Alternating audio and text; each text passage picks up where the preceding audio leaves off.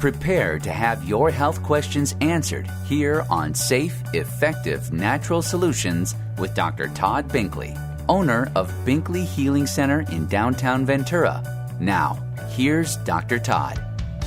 Good afternoon. I'm Dr. Todd Binkley, board-certified doctor of non-force chiropractic and practitioner of functional medicine. The purpose of this show is to bring you the latest research into ways you can take better care of your health so you can be proactive. You can avoid becoming dependent on pharmaceuticals for the rest of your life. Or maybe even just find out what's actually wrong with you when no one else has been able to help you figure that out.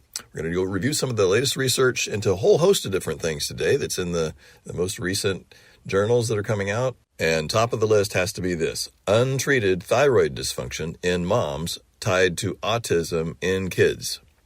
So hypothyroidism in pregnant mothers is increasing the risk of autism in their children. Combined chronic and gestational hypothyroidism was linked to a more than double the risk of autism in children compared with the offspring of women who had normal thyroid function. So this is Dr. Minash and co-authors wrote in the Journal of Clinical Endocrinology and Metabolism. Longer periods of combined chronic and gestational hypothyroidism exposure during pregnancy increased the risk of autism in their children. So what is gestational? What is chronic and gestational hypothyroidism? So chronic hypothyroidism is the most common form. Chronic just means something that's been around for a long time. Acute means something recent. Chronic means something that's been there for a while, weeks, months, even years. So the most common form of hypothyroidism is always chronic because most people don't even know they have it until they've had it for a long time and it gets bad enough to warrant or trigger someone to order the proper test to actually diagnose it. And it's one of the most common things that women with fatigue, difficulty losing weight, brain fog, high cholesterol, a whole host of other things, just very commonly have and never know they have it. It just never gets properly diagnosed until it's really severe. And then when they do finally get it diagnosed, the standard solution is here. Just take levothyroxine, Synthroid, pharmaceutical T4, thyroxine for the rest of your life. And we'll increase the dose as you get older, by the way. Well, that's not the best way to do it. Sometimes it's necessary, but there's so many better ways to do that, especially if you start early. And obviously, really important reasons to do that, preventing those symptoms: cold hands and feet, dry skin, hair loss, difficulty losing weight, puffiness, high cholesterol. Normal cholesterol maintenance requires healthy functioning thyroid hormone. Whole host of symptoms: brain fog, fatigue. But now even worse, particularly the new information is if a woman has hypothyroidism during her pregnancy, it can double the risk of their child getting autism if they have both the typical chronic hypothyroidism and the very common temporary hypothyroidism that occurs during pregnancy. So gestational refers to pregnancy. So gestational hypothyroidism is a common deficiency of normal thyroid production that happens in pregnancy and then often goes away. But if you combine the common hypothyroidism before you get pregnant, usually, with the additional reduction in hypothyroid function during pregnancy, then that can double the risk of autism spectrum disorders in that woman's children. And the longer you have it, the worse it gets. So any one trimester of exposure, if it's only one trimester, the increased risk is 1.35 increased risk. 2 trimesters of exposure, it's doubled. 3 trimesters exposure, it's almost tripled, 2.87 times the risk of a child of getting any kind of autism spectrum disorder if their mother has hypothyroidism during pregnancy. So the dose response pattern was the novel finding and came as a surprise, according to Dr. Minash, one of the authors of this study, because it basically proves that it is the actual thyroid hormone imbalance during pregnancy and not the chronic condition per se that is associated with the autism spectrum disorder in the offspring of that mother. This adds to mounting data that suggests that maternal thyroid dysfunction in pregnancy may affect fetal neurodevelopment. Thyroid hormones are essential for fetal neurogenesis, the development of nerves, and maturation, so both the building and maturing of nerves in a fetus, and they rely largely on maternal derived hormone via transfer through the placenta, particularly in the first trimester. So consequently, disruptions in maternal thyroid levels during pregnancy have had various adverse developmental outcomes, including lower IQ scores, delays in expressing language, and nonverbal cognition. So this was a study that analyzed live births at Socorro University Medical Center in Israel from January 2011 to December 2017. And the median age, average age at which the autism spectrum disorder showed up in the child was 4.6 years, so 4.5 years old. This was over 51,000 women included in the study. And of them, 44,000, 8.6%, were diagnosed with abnormal thyroid function. So all of these women, they tested their thyroid levels each trimester, and 1,100 of them had chronic hyperthyroidism, 1,600 had the gestational hypothyroidism, the hypothyroidism during pregnancy that usually goes away after the pregnancy, and 1,000 of them had both the common chronic hypothyroidism and the gestational hypothyroidism of pregnancy. So these are the ones that they were basing these findings on. 1,000, roughly a little less than a fourth of the women that had abnormal thyroid function. Of these 51,000 women they studied, a little over 1,000 of them had both chronic and the hyperthyroidism related to pregnancy. So the takeaway is having hypothyroidism during pregnancy can double the risk of your child getting autism, and that's really important to know about, because it's often preventable and reversible. And interestingly, this risk in the offspring, the risk of autism in the children of women with thyroid function, if they just had the gestational thyroid dysfunction alone, just the common, relatively common hypothyroidism during pregnancy, those women that just had that, but not the chronic, even more common hyperthyroidism that the millions and millions of women get, that didn't change the risk at all. So just having temporary hypothyroidism during pregnancy did not increase the risk of giving birth to a child with autism. So obviously, if you know someone who is pregnant or is planning to get pregnant soon, please tell them to make sure they get their thyroid test, but also tell them to email me, because the standard way most doctors test the thyroid is with one single test called TSH. That stands for thyroid stimulating hormone. It's not even a thyroid test. It's a pituitary test. Your pituitary gland, the master gland that controls all of the other endocrine glands, sends thyroid stimulating hormone to tell your thyroid to make more if it's not making enough. So if your thyroid is low, your TSH will go up because your pituitary is saying, hey, you're not making enough thyroid, make some more. And that's a really useful test. It's very sensitive. It's a very accurate test. It's very inexpensive. And so most doctors will test that if someone is pregnant, but only that. They often don't test the actual thyroid T4 levels, and they almost never test free T3, the active form of thyroid. So really, if you want to be proactive, if you really want to reduce your risk of having a child with autism because of this connection, then I strongly recommend you get a much more comprehensive assessment of thyroid function, including the active form free T3 and perhaps even thyroid antibodies, which measures the common way that the most common autoimmune condition, Hashimoto's thyroiditis. It's where your body's overproducing immunoglobulins, antibodies that attack your thyroid, creating inflammation and eventually scar tissue that displaces the healthy tissue, reducing your thyroid's ability to produce adequate thyroid hormone. So I've had thousands of women with underactive hypothyroidism. We had a discussion about this last week in my office on hypothyroidism. I shared some case histories of some of the many people I've treated with this, and I've had so many women that were just amazed to find out that this was part of their problem. This was causing their brain fog, their fatigue, their inability to lose weight, their cold hands and feet, etc. And nobody even told them they had that. Or even as common, perhaps, I would say probably maybe half of the people that come to me for this already know they have hypothyroidism. They're being treated, but they still have the thyroid symptoms because they're not getting adequate amounts. And here's the most common thing. Most women are only treated with T4, synthroid, levothyroxine, and that does nothing in your body. It's the carrier form that circulates throughout your body. It's the most common form, easy to measure, but it has to be converted into T3. And then that T3 has to be unbound from its carrier protein, the thing that shuttles it around your bloodstream, into free T3. So free T3 is the active form. If you haven't been tested for free T3, then you have no idea how well your thyroid gland and the system that makes thyroid hormone work is working well or not. So I presented several case studies on this in my office last Wednesday for my monthly talk I do on safe, effective, natural solutions to almost any health challenge live at Binkley Healing Center, my office in downtown Ventura. Well, for years, people have been asking me to do more of these, and I finally decided to go for it. I'm making it a regular thing every month in the office on the first Wednesday in my office, downtown Ventura, 961 East Main Street at 6 p.m.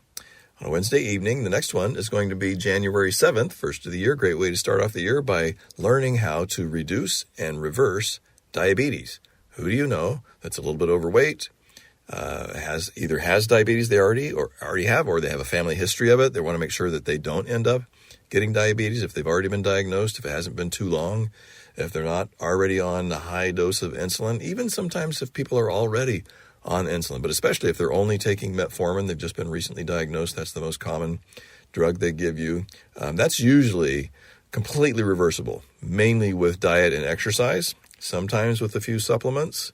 The most important thing is diet and exercise with that, but, well, okay, if it's that simple, why doesn't everybody do it? Well, because a lot of people don't really get all of the testing they need to determine all of the facets. So there's a lot of other things that go along with that, fatty liver disease, other things that contribute in addition to the diabetes that cause fatigue and brain fog and a whole host of other symptoms, that when you find out about all of these things, that's why I never just test your glucose and your A1C, for example, to see if you're diabetic. I test a whole host of things on everyone because everything affects everything else. One of the most common things, risk factors, if you have diabetes, is most diabetics die of a heart attack or a stroke. A lot of people know that you tend to become overweight. You can damage your eyes. You can damage the blood vessels and nerves to your feet, even end up horrifically with amputations of the feet and the lower leg. But it also dramatically increases your risk of heart attack and stroke because of the inflammation it creates. So we're going to be talking all about that and how you can prevent that or reverse it if you've already started getting it. I'll start out with a 30-minute keynote presentation, and we'll have some light refreshments, and we'll have plenty of time for questions and answers. I always love talking about diabetes, how you can prevent and reverse it around this time of year, because a lot of people have maybe overindulged in cakes and pies and candy and cookies and all that kind of stuff during the holidays. You know who you are. And so this is the perfect time to, get tested. The only way you really know if you've overdone it or not, maybe you feel fine. Maybe you're not overweight. Maybe you're still getting away with overindulging at that. Or if you're like a lot of people, you already know you're overdoing it and you don't want to know if you have diabetes or not. You don't want to know how bad it is, because then something bad's going to happen. You're going to have to do something you don't want to do. Well, you want to know. You should want to know, especially if you can do the type of testing that I'm talking about, where you can identify ways. We'll figure out something that you can do that will be less painful, that definitely won't require you to take a bunch of drugs, for example. They have a whole host of side effects and other issues sometimes, but most importantly, are more effective. The most effective way to prevent and reverse diabetes is to identify all the things that are, assess your general health, not just your blood sugar, but your general health, what's going on with your liver and your kidneys and your digestive system and your immune system, and give your body all the nutrients it needs all at once to heal everything. You start out with your body. Your bloodstream is a river of life. Imagine this river of life, that's your bloodstream, and there are construction crews waiting on both banks of the river, sitting there, twiddling their thumbs, waiting for the materials to show up that they need to do that job. So if your nutrient stream, if your river of life is flooded with all the nutrients every part of your body needs to heal and repair, then the guys that are there waiting to do that job do their job and healing occurs. But if your river is just depleted, if it's just there's very little of the nutrients you need all the time there, then those healing and repair jobs just get put on hold indefinitely.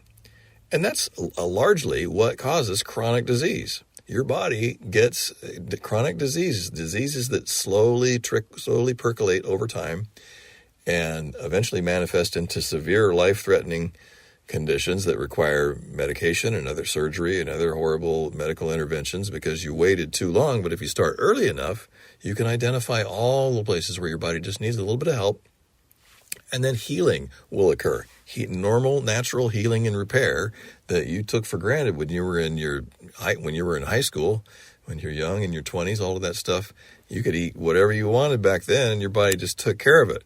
Well, you can get back some of that function if you identify the specific places where it's missing, and then just do a few things differently. If you take a few supplements, maybe tweak your diet a little bit, maybe do a little bit more exercise, get something to track that. It's a combination of things. It's never one thing. A lot of times people come in and they say, I just want to figure out, or they think, we want to think for something's bothering us. We want to think, I just need to identify that one thing. I don't want to hear about how good the health of my whole body is. I just want you to get rid of this. Just fix this one thing. Well, I don't do that. Don't come to me if you want that, because that doesn't work. Your body, everything affects everything else.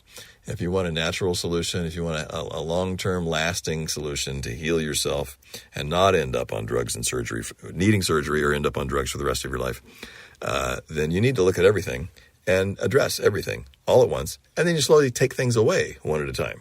Take things away one at a time when you no longer need them, and you get back to just a core regimen of good food, reasonable amount of moving your body to get your heart rate up, get your blood pumping, circulating nutrients to your brain, and maybe a few basic supplements. There are 3 basic supplements that I recommend to everyone. We'll come back to that. But first, I want to say, for those who just tuned in, you're listening to Safe, Effective, Natural Solutions to Almost Any Health Challenge. I'm Dr. Todd Binkley, and I'd love to hear your questions so that we can come up with more material for the show. I'd love to hear what you'd like to hear more about. And last week, I had a couple of questions about how can you reduce high blood pressure? What are some good ways, some more good ways to reduce blood pressure without drugs? Well, I talk about this a lot on the show, and speaking of that, you can get past episodes. If you like what you're hearing, you can listen to almost 100 now past episodes. This is episode 98, I believe. A lot of past episodes you can listen to on demand anytime you like, on Apple Podcasts, on Spotify, or YouTube, anywhere you find your podcasts. Just punch in Safe, Effective, Natural Solutions and my name, and you'll see a bunch of episodes that you can listen to about a whole host of different health topics. So blood pressure comes up a lot. I talk about it a lot, but here's a new study that just came out in the medical press, pomegranate consumption and blood pressure, a review. So this was actually an article in the mainstream press that cited 2 medical journal articles. The first one was published by Current Pharmaceutical Design. Its conclusion was pomegranate juice possesses antioxidant, antihypertensive, meaning lowers blood pressure, and anti-atherosclerotic properties, meaning it reduces actually reverse. It reduces your risk of and can reverse plaque formation in your arteries. The other article, more recently, was published in Phytotherapy. Phytotherapy means using plant-based nutrients therapeutically. Phytotherapy research in 2024 reviewed 22 eligible randomized controlled trials, and the results demonstrated that pomegranate consumption significantly lowered both systolic and diastolic, the top number and the bottom number, blood pressure in adults. So what makes pomegranate, and this is not news, it's news that they're continuing to confirm in robust studies and numbers of them and thousands and thousands of patients, how well it works, because a lot of people still don't know about it, or how many of you are eating pomegranates or drinking pomegranate juice. As with, if you've listened to any of my past episodes, I don't recommend drinking many fruit juices. If you go buy pomegranate juice at a supermarket, it's usually going to have some kind of sweeteners in it because it's a little tart by itself. But if you have a good farmer's market, which we do here locally in Southern California, go to farmer's market and get the fresh, unadulterated, just 100% pomegranate juice, fresh squeezed from your local market. That is the best. There's no better place to get it because that's fresh squeezed juice, and it spoils in about a week. You got to drink it. I used to go get it every week at my local farmer's market. I'm reminding myself that I should start doing that again. I prefer just to get the pomegranates, but it's hard to get them. They're not in season all year round, and sometimes it's hard to find them. It's a little work. We can come back to that. But the juice is fine as long as it's 100% pomegranate juice and not mixed with a bunch of sweeteners or even apple juice, grape juice. They usually mix it with some really sweet fruit juice that is just too much sugar for most people. So the whole point is to reduce inflammation in your cardiovascular system, which is caused by sugar consumption. So you want to just get the straight pomegranate juice or eat pomegranate fruit. And I'm going to come back to how you can just kind of a pain to get the little juicy seeds out of the pomegranates. I'm going to come back to that.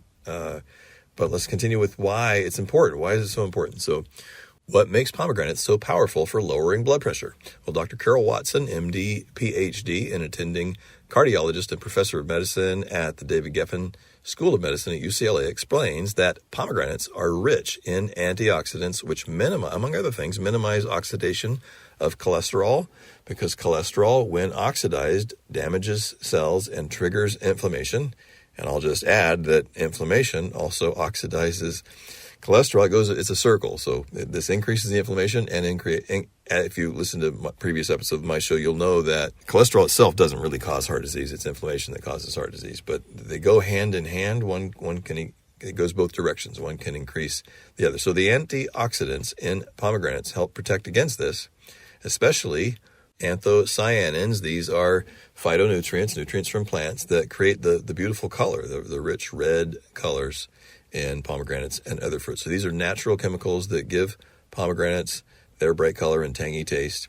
And in addition to reducing oxidation of cholesterol and reducing inflammation, they also ramp up your body's production of nitric oxide, a really important molecule that helps relax your blood vessels, widen and relax, and this improves flow that reduces the constant pressure and wear on artery walls, keeping them more elastic and less likely to get stiff and damaged over time. This article also quotes cardiologist Asmin Chima, reminding everyone that leafy greens are an especially beneficial food to also eat regularly if you want to lower your blood pressure. Leafy green vegetables like spinach and kale are artery superheroes because they are high in dietary nitrates to convert into that nitric oxide to widen the arteries and relax them, that pomegranates also does. But they're also full of vitamin K. And vitamin K is really important for, among so many other things, guiding calcium into your bones where it belongs and away from the walls of your arteries, contributing to plaque formation. So if you've ever heard that calcium supplements, have you ever heard this, that calcium supplements can increase your risk of plaque in your arteries? Well, that was a kind of a flawed and grossly misleading study because like so many studies on calcium in the medical press, they only always use calcium carbonate, the cheapest form of ground up rocks and seashells calcium, and that was the real reason that increased the risk of plaque. But it is also true, just basic physiology, if you want to keep calcium in circulation so you can keep your bones healthy and strong, and because your muscles use a lot of it all day long. Calcium has many, many functions in the body, so you always want to have adequate amounts in circulation. And in circulation means it's going to be bouncing against the walls of your arteries all day long as well.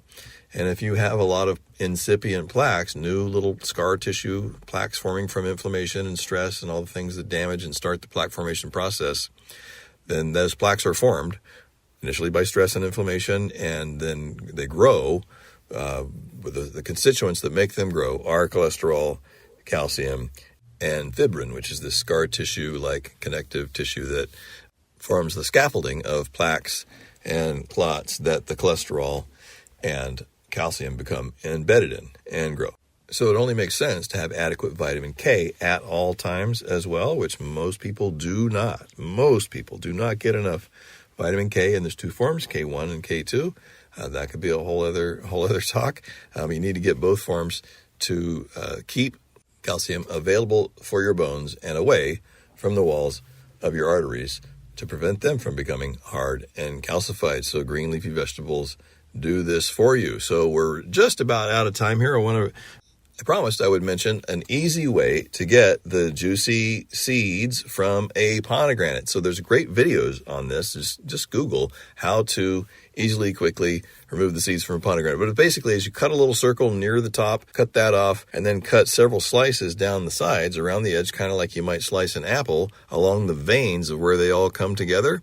And then you can break those things apart and then take each one of those pieces, put them over a bowl, and whack them with a wooden spoon, and it just knocks all the stuff that you want out, all the little red seeds out into a bowl. And if there's some pulp still in there in the bowl with the seeds, you can fill that with water and the pulp floats to the top. You can scoop it off, and then you've got the stuff that you want, the super nutritious, antioxidant-rich juice. We are out of time as always. Thank you for tuning in. I look forward to speaking with you here next Friday at 2 p.m. Have a fantastic weekend. You've been listening to Safe, Effective Natural Solutions with Dr. Todd Binkley. If you have a health question you want discussed on the show, email your health questions to Dr. Binkley at binkleyhealingcenter.com. Take advantage of this opportunity to ask questions for yourself and for your loved ones, because our health matters. Join him next Friday at 2 p.m. for safe, effective natural solutions here on 98.3 FM, The Word.